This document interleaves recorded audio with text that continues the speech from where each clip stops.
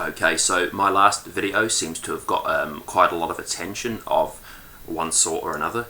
I do think some people that have seen it have perhaps misunderstood really what I was saying. Hopefully you'll have watched it all, but I guess some people have watched the first 30 seconds or whatever and made their mind up. I actually was there as a neutral on Sunday. I'd gone to just to see what was going on. Like a lot of other people, I wasn't in one camp or the other. I was just there. I was actually pretty bored on a Sunday afternoon, so I met up with a friend of mine and we went.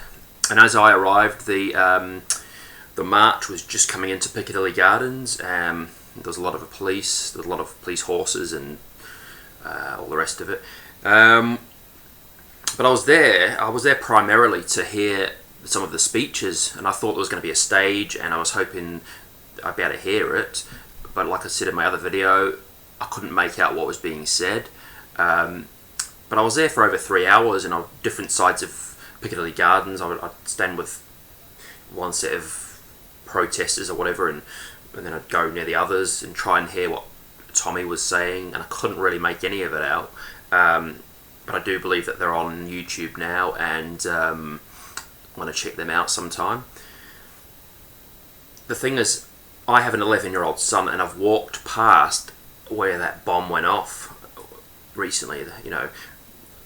I've not walked past it recently, but I've walked past that place many times in the past, and there used to be a McDonald's up there. So I know how dangerous things can get, and I have concerns as well, which a lot of you guys do. I'm sure you've got legitimate concerns about the way this country's going and Europe, and there is a problem with an element in Islam. It's I believe it's got over 1 billion or 2 billion members, so-called, in this world, members of this religion. I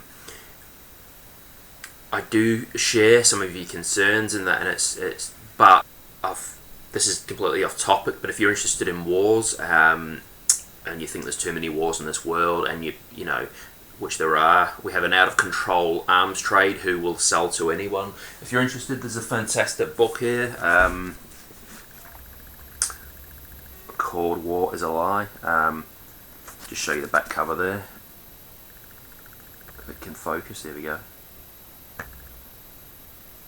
It kind of looks at the history of wars up to the present day. Now, we don't live in a utopia, and I'm not against having a military. Obviously, if somebody broke into my house, I would defend myself, so I'm not against that.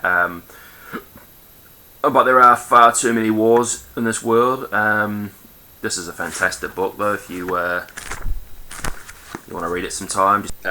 It also talks about how we are manipulated by leaders and governments, and how we're all exposed to propaganda, really, whichever country we live in, how war only benefits a few, and some people make a lot of money from wars, a lot of profit, but it's a very, very in-depth book.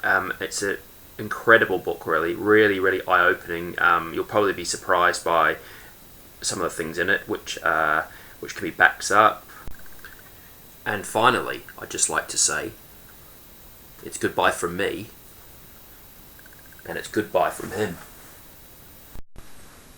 Okay, so I'm going to put a couple of links up below in the description box from an Iraqi war veteran who's served at West Point in the United States. He's been involved in different wars, and he does a few lectures now on peace and asking the big questions, really, thought-provoking kind of stuff. So I hope some of you will watch them, and yeah, it's pretty interesting stuff. Cheers.